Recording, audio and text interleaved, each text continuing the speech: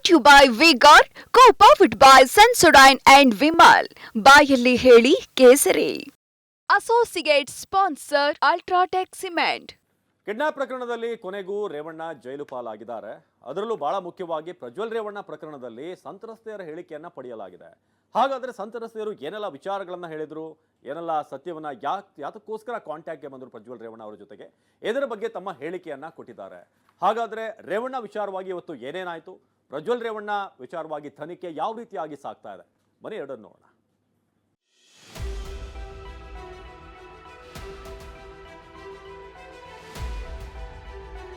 ಜೈಲೇ ಗತಿಯಾಗಿದೆ. ಸೆರೆವಾಸ ಅನುಭವಿಸೋ ಪರಿಸ್ಥಿತಿ ಬಂದಿದೆ. ಜೈಲಿಗೆ ಹೋಗೋ ಸನ್ನಿವೇಶ ಸೃಷ್ಟಿಯಾಗಿದೆ. ಕಿಡ್ನಾಪ್ ಪ್ರಕರಣದಲ್ಲಿ ಕಂಬಿ ಎಣಿಸೋ ಸಂದಿಗ್ಧ ಪರಿಸ್ಥಿತಿ ತಂದಿಟ್ಟಿದೆ.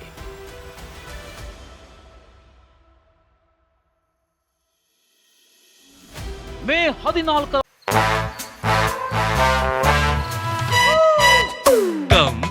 Come, my love, please don't say no, baby. Come, my love. V-Guard ನ air coolers extra large cooling pad ನೊಂದಿಗೆ ಇದು ಎಂತೆಂಥವರನ್ನು ಕೂಲ್ ಆಗಿಸುತ್ತೆ. V-Guard air coolers, long lasting cooling. ವರೆಗೆ ಮಾಜಿ ಸಚಿವ ರೇವಣ್ಣ ನ್ಯಾಯಾಂಗ ಬಂಧನ. ಕೆಆರ್ ನಗರ ಠಾಣೆಯಲ್ಲಿ ದಾಖಲಾದ ಕಿಡ್ನಾಪ್ ಕೇಸ್ ಸಂಬಂಧ ಮಾಜಿ ಸಚಿವ ಎಚ್.ಡಿ. ರೇವಣ್ಣ ಜೈಲು ಪಾಲಾಗಿದ್ದಾರೆ. 4 ದಿನ ಎಸ್ಐಟಿ ಕಸ್ಟಡಿ ಅಂತ್ಯವಾದ ಹಿನ್ನೆಲೆ ರೇವಣ್ಣರನ್ನ ಇಂದು ಕೋರ್ಟ್ಗೆ ಹಾಜರುಪಡಿಸಲಾಗಿತ್ತು. ರೇವಣ್ಣಗೆ ಮೇ 14ರವರೆಗೆ 7 ದಿನಗಳ ನ್ಯಾಯಾಂಗ ಬಂಧನ ವಿಧಿಸಿ 17ನೇ ಎಸಿಎಂಎಂ ಕೋರ್ಟ್ ಆದೇಶ ಹೊರಡಿಸಿದೆ. ಪರಪ್ಪನ ಅಗ್ರಹಾರ ಜೈಲಿಗೆ ರೇವಣ್ಣ ಶಿಫ್ಟ್ ಮಾಡಲಾಗಿದೆ.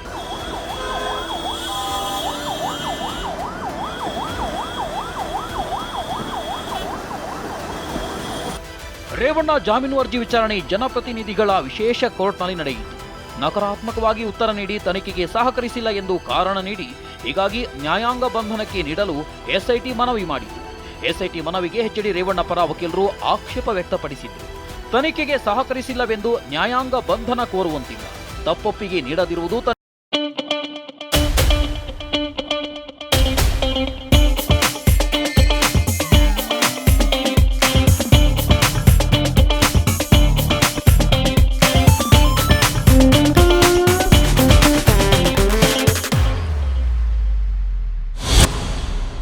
ತನಿಖೆಗೆ ಅಸಹಕಾರವೆಂದು ಪರಿಗಣಿಸಬಾರದೆಂದು ವಾದಿಸಿದ್ರು. ವಾದ ವಿವಾದ ಆಲಿಸಿದ ಜನಪ್ರತಿನಿಧಿಗಳ ವಿಶೇಷ ಕೋರ್ಟ್ ವಿಚಾರಣೆಯನ್ನ ನಾಳೆಗೆ ಮುಂದೂಡಿಕೆ ಮಾಡಿದೆ.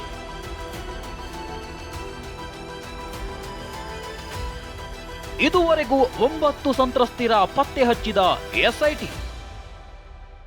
9 ಸಂತ್ರಸ್ತೆಯರ ಪೈಕಿ 2 ಸರ್ಕಾರಿ ಅಧಿಕಾರಿಗಳು. ಮತ್ತೊಂದೆಡೆ ಸಂಸದ ಪ್ರಜ್ವಲ್ ರೇವಣ್ಣ ಪ್ರಕರಣ ಸಂಬಂಧ ಎಸ್ಐಟಿ ಅಧಿಕಾರಿಗಳು ತೀವ್ರ ತನಿಖೆ ನಡೆಸುತ್ತಿದ್ದಾರೆ. ಸೋಷಿಯಲ್ ಮೀಡಿಯಾದಲ್ಲಿ ಹರಿದಾಡಿದ ವಿಡಿಯೋಗಳನ್ನು ಆಧರಿಸಿ ಅಧಿಕಾರಿಗಳು ಸಂತ್ರಸ್ತೆಯರ ಪತ್ತೆಗೆ ಕಾರ್ಯಾಚರಣೆ ನಡೆಸಿದ್ರು. ಸದ್ಯ ಎಸ್ಐಟಿ 9 ಸಂತ್ರಸ್ತೆಯರನ್ನ ಪತ್ತೆ ಹಚ್ಚಿ ಅವರಿಂದ ಹೇಳಿಕೆ ದಾಖಲಿಸಿಕೊಂಡಿದೆ. ಈ 9 ಸಂತ್ರಸ್ತೆಯರ ಪೈಕಿ 2 ಸರ್ಕಾರಿ ಅಧಿಕಾರಿಗಳು ಇದ್ರು ಅನ್ನೋ ಆಘಾತಕಾರಿ ಸಂಗತಿ ಬೆಳಕಿಗೆ ಬಂದಿದೆ. ಹಾಗಿದ್ರೆ ವಿಚಾರಣೆ ವೇಳೆ ಬೆಳಕಿಗೆ ಬಂದ ಮಾಹಿತಿ ಏನು ಅನ್ನೋದನ್ನೇ ತೋರಿಸ್ತೀವಿ ನೋಡಿ. ಇದು ತಗೊಳ್ಳೋಣ. ಇದು ಇನ್ವರ್ಟರ್ ಎಸಿ. ನೀವು ಗ್ಯಾಮ್ಲರ್ ಅಲ್ವಾ? ಗ್ಯಾಮ್ಲರ್ ಜೂಜಾಡ್ತಿರಲ್ವಾ? ನೀವು ಜೂಜಾಡ್ತೀರಾ? ಇಲ್ಲ, ಯಾರು ಏನು ಹೇಳಿದ್ರು ಅಂತ ನೀನು ಎಷ್ಟು ಕಾಸ್ಟ್ಲಿ ಹಾಗೂ ಡೆಲಿಕೇಟ್ ಎಸಿ ತಗೊಂಡು ಸ್ಟೆಬಿಲೈಸರ್ ತಗೊಳ್ಳಿಲ್ಲ ಅಂದ್ರೆ ಇದು ಜೂಜಾಟ ತಾನೇ. ಒಂದೇ ಫ್ಲಕ್ಚುಯೇಷನ್ ಗೆ ನಿಮ್ಮ ಇನ್ವರ್ಟರ್ ಎಸಿಯ ಪಾರ್ಟ್ಸ್ ಡ್ಯಾಮೇಜ್ ಆಗಬಹುದು. ಅದನ್ನು V-Guard ಉಪಯೋಗಿಸಿ ಸುರಕ್ಷಿತವಾಗಿರಿಸಿ. V-Guard, India's #1 stabilizer.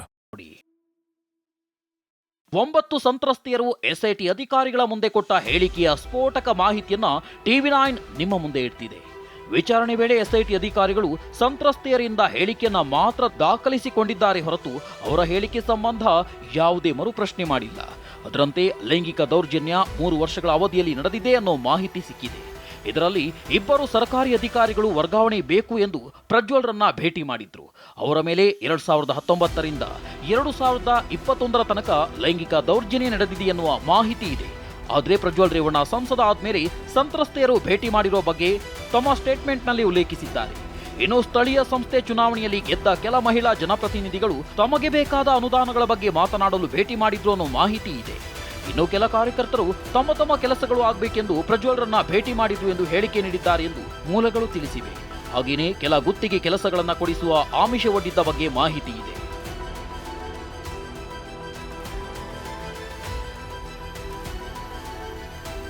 ಸಂತ್ರಸ್ತೆಯರು ಅಂತ 12 ಮಂದಿಯನ್ನ ಕುಮಾರಕೃಪಾ ಗೆಸ್ಟ್ ಹೌಸ್ನಲ್ಲಿ ಇಡಲಾಗಿದೆ ಅಂತ ಮಾಜಿ ಸಿಎಂ ಕುಮಾರಸ್ವಾಮಿ ಬಾಂಬ್ ಸಿಡಿಸಿದ್ರು. 12 ಜನ ಆ ಒಂದು ಅಪಹರಣಕ್ಕೆ ಒಳಗಾಗಿರ್ತಕ್ಕಂಥದ್ದು ಅಂತ ಏನು ಆಪಾದನೆ ಮಾಡಿದ್ದೀರಿ, ಅವ್ರ ಕುಟುಂಬದ 12 ಜನಗಳನ್ನು ಕಳೆದ 3 ದಿನದಿಂದ ಕರ್ಕೊಂಬಂದು ಕುಮಾರಕೃಪಾ ಗೆಸ್ಟ್ ಹೌಸಲ್ಲಿ ರಾಜಾತಿಥ್ಯ ಕೊಟ್ಟು ಇಟ್ಕೊಂಡಿದ್ದೀರಲ್ಲಪ್ಪ. ಯಾಕೆ ಇಟ್ಕೊಂಡಿದ್ದೀರಿ? ವಾಟ್ಸಪ್ ಮಾಡಿರ್ತಕ್ಕಂಥದ್ದು, ಪೋಸ್ಟ್ ಮಾಡಿರ್ತಕ್ಕಂಥದ್ದು ಸಾರ್ವಜನಿಕವಾಗಿದೆ. ಮಿಸ್ಟರ್ ಪರಮೇಶ್ವರ್, ಹೋಮ್ ಮಿನಿಸ್ಟರ್, ನಿಮ್ಮನ್ನು ಕೇಳಲಿಕ್ಕೆ ಬಯಸ್ತೀನಿ, what is your SIT role? ವಿದೇಶದಿಂದ ವಿದೇಶಕ್ಕೆ ಸುತ್ತಾಡ್ತಿರೋ ಸಂಸದ ಪ್ರಜ್ವಲ್ ರೇವಣ್ಣ ಸೆರೆಗೆ 196 ರಾಷ್ಟ್ರಗಳಲ್ಲಿ ಬ್ಲೂ ಕಾರ್ನರ್ ನೋಟಿಸ್ ಜಾರಿ ಮಾಡಲಾಗಿದೆ. ಎಲ್ಲಾ ವಿಮಾನ ನಿಲ್ದಾಣಗಳ ಮೇಲೆಯೂ ಹದ್ದಿನ ಕಣ್ಣಿಡಲಾಗಿದೆ. ಭಾರತಕ್ಕೆ ಕರೆತರೋಕೆ SIT ಎಲ್ಲಿಲ್ಲದ ಪ್ರಯತ್ನವನ್ನೇ ನಡೆಸುತ್ತಿದೆ. Bureau report, TV9. ಇನ್ನು ಈ ಮಧ್ಯೆ ಪ್ರಿಯಾಂಕ್ ಖರ್ಗೆ ಅವರು ಕೂಡ ಬಿಜೆಪಿ ವಿರುದ್ಧ ಒಂದು ಗಂಭೀರ ಆರೋಪವನ್ನ ಮಾಡಿದ್ದಾರೆ. ಇದರಲ್ಲಿ ಫೋನ್ ಪೇ ಮೂಲಕ ಹಣ ನೀಡಲಾಗ್ತಿದೆ ಮತದಾರರಿಗೆ ಅಂತ ಹೇಳಲಾಗಿದೆ. ಹಾಗಾದ್ರೆ ಪ್ರಿಯಾಂಕ್ ಖರ್ಗೆ ಮಾಡಿರುವಂತಹ ಆರೋಪ ಏನು, ಯಾವ ವಿಚಾರಕ್ಕೆ ಸಂಬಂಧಪಟ್ಟ ಹಾಗೆ, ಅದರಲ್ಲೂ ಈ ಆಮಿಷವನ್ನು ಒಡ್ಡುವಂಥ ವಿಚಾರಕ್ಕೆ ಸಂಬಂಧಪಟ್ಟ ಹಾಗೆ ಅವರು ಆರೋಪವನ್ನ ಮಾಡಿದ್ದಾರೆ. ಸೊ ಫೋನ್ ಪೇ ಮೂಲಕ ಮತದಾರರಿಗೆ ಆಮಿಷವನ್ನು ಒಡ್ಡಿದ್ರು ಅನ್ನೋ ವಿಚಾರವನ್ನ ಪ್ರಿಯಾಂಕ್ ಖರ್ಗೆ ಮತ ಹಾಕಲು ಬಿಜೆಪಿಗರು ಫೋನ್ ಪೇ ಮಾಡಿದ್ದಾರೆ, ಜನರಿಗೆ ಫೋನ್ ಪೇ ಮೂಲಕ ಆಮಿಷ ಒಡ್ಡಿದ್ದಾರೆ. ಕಲಬುರಗಿಯಲ್ಲಿ ಸಚಿವ ಪ್ರಿಯಾಂಕ್ ಖರ್ಗೆ ಆರೋಪ ಮಾಡಿದ್ದಾರೆ. ಮೋದಿ ಅವರು ಡಿಜಿಟಲ್ ಇಂಡಿಯಾ ಅಂತ ಹೇಳ್ತಾರೆ, ಆದ್ರೆ ಇಲ್ಲಿ ಬಿಜೆಪಿಗರು ಫೋನ್ ಪೇ ಮೂಲಕ ಆಮಿಷ ಒಡ್ಡಿದ್ದಾರೆ. ಫ್ರೀಡಂ ಚಿತ್ತಾಪುರದ ಹಲವು ಕಡೆ ಈ ರೀತಿಯಾಗಿ ಆಗಿದೆ. ಫೋನ್ ಪೇ ಮೂಲಕ ಮತದಾರರಿಗೆ ಹಣ ನೀಡಲಾಗಿದೆ. ಈ ಬಗ್ಗೆ ಚುನಾವಣಾ ಆಯೋಗಕ್ಕೆ ದೂರು ನೀಡ್ತೇನೆ.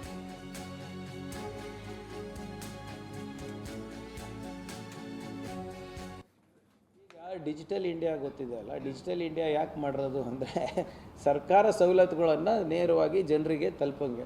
ಆದರೆ ನಮ್ಮ BJP ಅವರು ಡಿಜಿಟಲ್ ಇಂಡಿಯಾನ ಕನಸು ಚುನಾವಣೆಯಲ್ಲಿ ಇನ್ನೂ ಭಾಳ ದೊಡ್ಡ ಮಟ್ಟದಲ್ಲಿ ಮುಂದುವರಿಸ್ತಾ ಇದ್ದಾರೆ. ಈಗ ಕ್ಯಾಶ್ಲೆಸ್ ಟ್ರಾನ್ಸಾಕ್ಷನ್ ಆಗಿ ಡಿಜಿಟಲ್ ಟ್ರಾನ್ಸಾಕ್ಷನ್ ಆಗಿ ನಮ್ಮ ನಾಲ್ವಾರ್ಪಟ್ಟಿನಲ್ಲಿರ್ಬೋದು, ಸೇಡಂನಲ್ಲಿ ಸಂವೇದನಾಶೀಲತೆಯಿಂದ ತಕ್ಷಣವೇ ಆರಾಮ ಪಡೆಯಿರಿ. ಸೆನ್ಸೊಡೈನ್ ರ್ಯಾಪಿಡ್ ರಿಲೀಫ್ ಜೊತೆಗೆ ಮತಕ್ಷೇತ್ರದಲ್ಲಿರ್ಬೋದು, ಒಂದೇ ಅಕೌಂಟ್, ಒಂದೇ ನಂಬರಿಂದ 150 ಪೇಮೆಂಟ್ಗಳು ಹೋಗಿದೆ. ಅವೆಲ್ಲ ನಂಬರ್ಗಳು ಸಿಕ್ಕಿವೆ. ಆ ನಂಬರ್ಗಳೆಲ್ಲನೂ ಕೂಡ ಇವತ್ತು ನಾವು ಏನೇನು ನಮ್ಮ ಹತ್ರ ಸಾಕ್ಷಿಗಳಿದೆ, ದಾಖಲೆಗಳಿದೆ, ಅದನ್ನು ನಾವು ಸಬ್ಮಿಟ್ ಮಾಡ್ತೀವಿ. ತನಿಖೆ ಆಗಲಿ, ಏನೇನಾಗುತ್ತೆ ನೋಡೋಣ. ಸೊ ಎಲ್ಲರಿಗೂ ಫೋನ್ ಪೇ ಮುಖಾಂತರ ಬೇರೆ ಬೇರೆ ಈ ಡಿಜಿಟಲ್ ಆ್ಯಪ್ ಪೇಮೆಂಟ್ ಆ್ಯಪ್ಸ್ ಇದೆ ಅಲ್ಲ, ಅದ್ರ ಮುಖಾಂತರ ದುಡ್ಡು ಹೋಗ್ತಾ ಇದೆ, ದುಡ್ಡು ಹಂಚ್ತಾ ಇದ್ದಾರೆ BJP. ಈಗ ಇನ್ನು ಪೆಂಡ್ರೈವ್ ಪ್ರಕರಣದಲ್ಲಿ HD ಕುಮಾರಸ್ವಾಮಿ ಮತ್ತು DK ನಡುವೆ ಸಾಕಷ್ಟು ಮಾತುಗಳು ನಡೀತಾ ಇವೆ. ನೆನ್ನೆ ಸುದ್ದಿಗೋಷ್ಠಿ ನಡೆಸಿ HD ಕುಮಾರಸ್ವಾಮಿ ಒಂದಷ್ಟು ಗಂಭೀರ ಆರೋಪಗಳನ್ನ ಮಾಡಿದರು. ಅದಕ್ಕೆ DK ಶಿವಕುಮಾರ್ ಈಗ ಕೌಂಟರ್ ಕೊಟ್ಟಿದ್ದಾರೆ. ಎಂಟೈರ್ ಪೆಂಡ್ರೈವ್ನ ಈ ಎಪಿಸೋಡ್ ಏನು ನಡೀತಿದೆಯಲ್ಲ, ಅದರ ಡೈರೆಕ್ಟರ್ ಅವರೇನೆ, ಪ್ರೊಡ್ಯೂಸರ್ ಅವರೇನೆ ಅಂತ HD ಕುಮಾರಸ್ವಾಮಿ ವಿರುದ್ಧ ಆರೋಪಗಳನ್ನ ಮಾಡಿದ್ದಾರೆ. ಹಾಗಾದ್ರೆ DK ವರ್ಸಸ್ HDK ಫೈಟ್ ಹೇಗೆ ನಡೀತಿದೆ ಬನ್ನಿ ನೋಡೋಣ.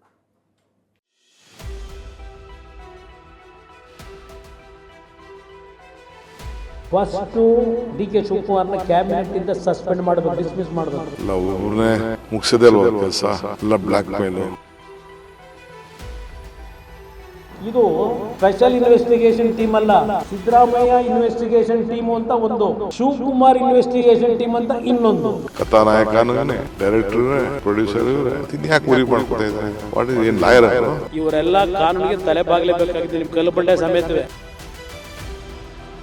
ಪೆನ್ ಡ್ರೈವ್ ಕಥಾನಾಯಕ, director, king of blackmailer ಕುಮಾರಸ್ವಾಮಿಯ ಒಂದೊಂದು ಮಾತಿಗೂ DCM DK ಕೌಂಟರ್ ಅಟ್ಯಾಕ್ ಮಾಡಿದ್ದಾರೆ.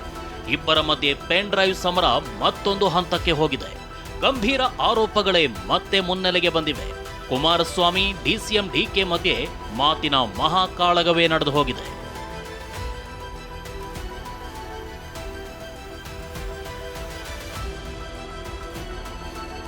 HDK king of blackmailer, DCM DK ಕೌಂಟರ್. ನಿನ್ನೆಯಷ್ಟೇ DCM DK ವಿರುದ್ಧ ಕುಮಾರಸ್ವಾಮಿ ಬೆಂಕಿಯನ್ನೇ ಉಗುಳಿದ್ರು. ಇದಕ್ಕೆ ಪ್ರತಿಕ್ರಿಯಿಸಿರೋ DCM DK ಆಕ್ರೋಶದ ಮಾತನ್ನೇ ಆಡಿದ್ದಾರೆ. DKಶಿಯನ್ನ ಸಚಿವ ಸಂಪುಟದಿಂದ ಕೈ ಬಿಡುವಂತೆ ಕುಮಾರಸ್ವಾಮಿ ಆಗ್ರಹಿಸಿದ್ರು. ಇದಕ್ಕೆ ಪ್ರತ್ಯುತ್ತರ ಕೊಟ್ಟ DK, ಒಬ್ಬೊಬ್ಬರನ್ನೇ ಮುಗಿಸೋದೇ ಅವ್ರ ಕೆಲಸ, Kumaraswamy king of blackmailer ಅಂತ ಕಿಡಿಕಾರಿದ್ರು. ಫಸ್ಟು ಡಿ ಕೆ ಶಿವಕುಮಾರ್ನ ಕ್ಯಾಬಿನೆಟ್ಟಿಂದ ಸಸ್ಪೆಂಡ್ ಮಾಡಬೇಕು, ಡಿಸ್ಮಿಸ್ ಮಾಡಬೇಕು. ಇದು ನಮ್ಮ ಡಿಮ್ಯಾಂಡು. ಅಷ್ಟು ಸುಲಭವಾಗಿ ಬಿಡೋದಿಲ್ಲ ಈ ಕೇಸ್ನ. ಎಲ್ಲ ಒಬ್ಬರನ್ನೇ ಮುಗಿಸೋದೇ ಅಲ್ವ ಕೆಲಸ. ಎಲ್ಲ ಬ್ಲ್ಯಾಕ್ ಮೇಲು, ಕಿಂಗ್ ಆಫ್ ಬ್ಲ್ಯಾಕ್ ಮೇಲ್ ಮಾಡಿ ಕೊಡೋಣ ರಾಜೀನಾಮೆ. ಪಾಪ ಅವ್ರಿಗೆ ಆಸೆ ಇದೆ. ಕುಮಾರಸ್ವಾಮಿಯ ನ್ಯಾಯಾಧೀಶನ ಮೊದಲು ಸಂತ್ರಸ್ತರ ಮನೆಗೆ ಹೋಗ್ಲಿ ಅಂತ DCM DKಶಿ ಗರಂ ಆದ್ರು. ಅವ್ರ ಮಾತು ಫಸ್ಟ್ ಸ್ಟ್ಯಾಂಡ್ ಆಗಲಿ. ಅವ್ರು ಏನು ಹೇಳಿದ್ರು, ನನ್ನ ಹೆಸರು ದೇವೇಗೌಡರ ಹೆಸರು ತಗೋಬೇಡಿ ಅಂದರು. ನನಗೂ ದೇವೇಗೌಡರಿಗೂ ಅವ್ರಿಗೂ ಸಂಬಂಧ ಇಲ್ಲ, ಅವರೇ ಬೇರೆ ಫ್ಯಾಮಿಲಿ, ನಮ್ಮ ಫ್ಯಾಮಿಲಿ. ಪಾಪ ಆತ ಮಗನೂ ಹೇಳ್ದ, ಇವ್ರು ಹೇಳಿದ್ರು. ಮತ್ತು ಇನ್ಯಾಕೆ ಉರಿ ಮಾಡ್ಕೋತಾ ಇದ್ದಾರೆ? ಇವ್ರಿಗೆ ಸಂಬಂಧ ಇಲ್ಲದೆ ಒದ್ದು ವಾಟ್ ಇಸ್ ಏನು ಲಾಯರು, ಏನು ಜಡ್ಜಾ? ಜಡ್ಜ್ ಎಲ್ಲ ಜಡ್ಜ್ಮೆಂಟ್ ಕೊಟ್ಬಿಡೋಕ್ಕೆ ಏನು ಪಾಯಿಂಟ್ ಬೈ ಪಾಯಿಂಟ್ ಹೋಗಿ ಕೋರ್ಟಲ್ಲಿ ವಾದ ಮಾಡಲಿ. ಫಸ್ಟು ಹೋಗಿ ಮಾನ ಮರ್ಯಾದೆ ಇದ್ದರೆ ಆ ಮಕ್ಕಳಿಗೆ ಪಾಪ ತಂದೆ ತಾಯಿಗೆ ಧೈರ್ಯ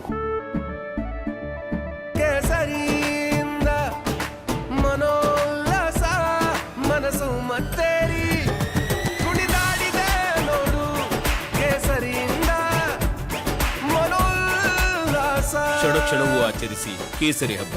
ವಿಮಲ್ ಬಾಯಲ್ಲಿ ಹೇಳಿ ಕೇಸರಿ.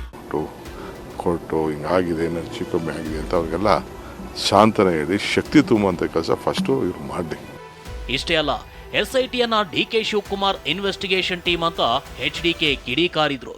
ಇದಕ್ಕೆ ಗರಂ ಆದ DCM DK ಕುಮಾರಸ್ವಾಮಿಯೇ ಪೆನ್ ಡ್ರೈವ್ ಕಥಾನಾಯಕ, ಡೈರೆಕ್ಟರ್ ಅಂತ ಕೌಂಟರ್ ಅಟ್ಯಾಕ್ ಮಾಡಿದ್ರು. ಇದು ಸ್ಪೆಷಲ್ ಇನ್ವೆಸ್ಟಿಗೇಷನ್ ಟೀಮ್ ಅಲ್ಲ, ಇದು ಒಂದು ಟೀಮು.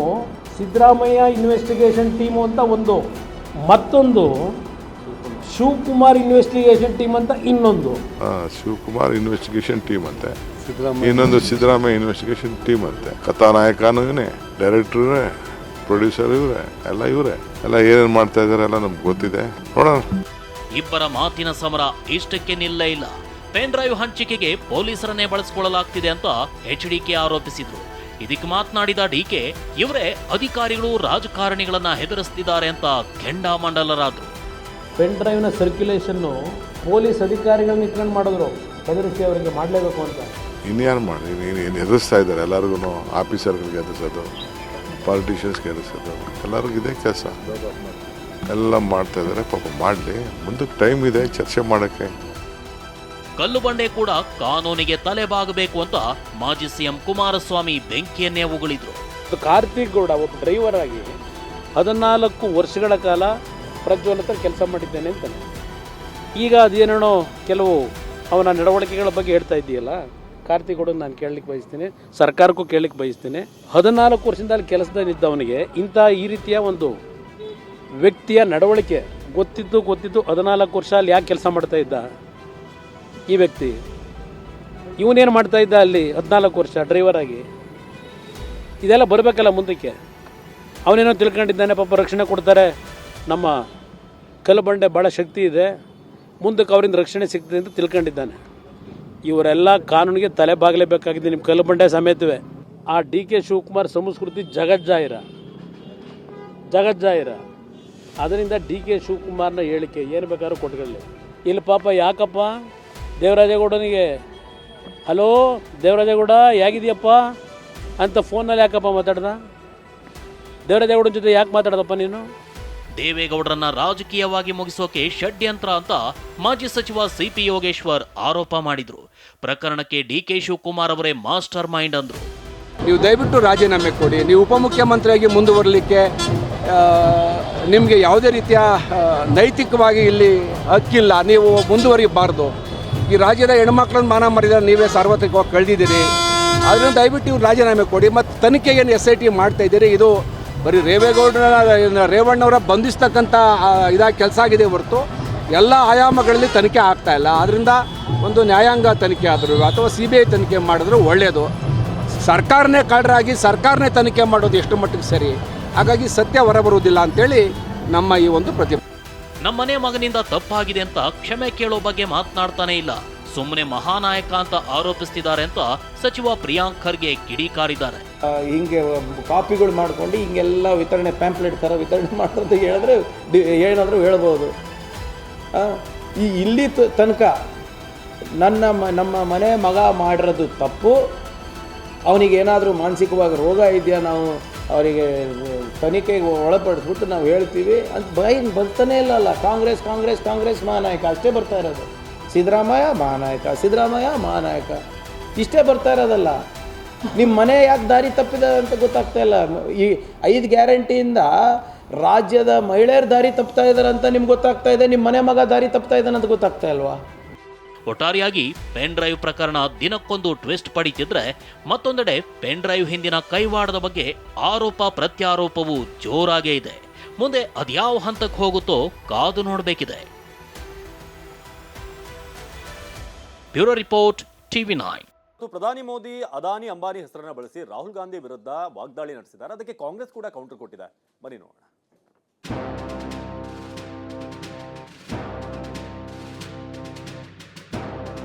ಕಾಂಗ್ರೆಸ್ ಅಸ್ತ್ರವೇ ಬಿಜೆಪಿಗೆ ಪ್ರತ್ಯಾಸ್ತ್ರವಾಗಿದೆ. ಪದೇ ಪದೇ ಅದಾನಿ ಅಂಬಾನಿ ಅಂತಿದ್ದ ರಾಹುಲ್ ಗಾಂಧಿಗೆ ಉಲ್ಟಾ ಹೊಡೆದಿದೆ. ಎಸ್, ಲೋಕ ಚುನಾವಣೆಯ ಹೊತ್ತಿನಲ್ಲೇ ತೆಲಂಗಾಣದಲ್ಲಿ ಪ್ರಧಾನಿ ಮೋದಿ ಆಡಿದ ಒಂದೇ ಒಂದು ಮಾತು ಕಾಂಗ್ರೆಸ್ ನಾಯಕರು ಕೆರಳುವಂತೆ ಮಾಡಿದೆ.